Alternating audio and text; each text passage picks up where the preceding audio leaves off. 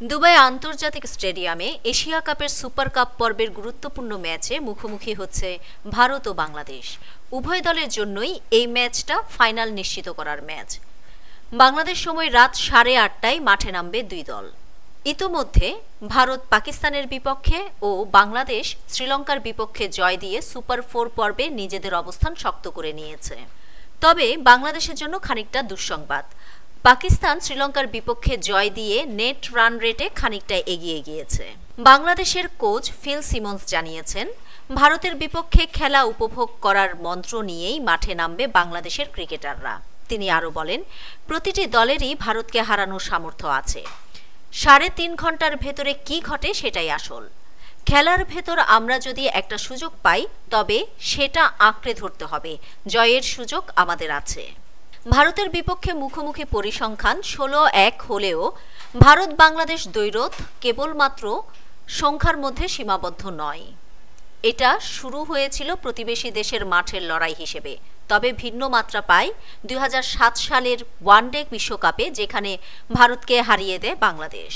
2015 সালে মেলবোর্নে অনুষ্ঠিত উত্তেজনাপূর্ণ ওয়ানডে বিশ্বকাপের কোয়ার্টার ফাইনালে মুখোমুখি হয়।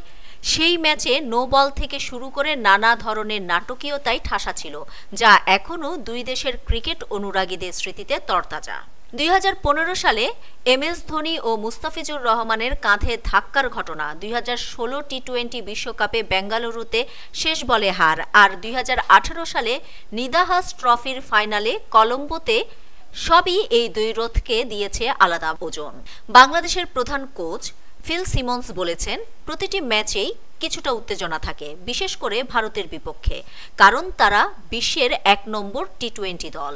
উত্তেজনা থাকবেই, আমরা কেবল সেই উত্তেজনাকেই কাজে লাগাতে চাই। নিউজ ডেস্ক, দৈনিক পূর্বকোণ।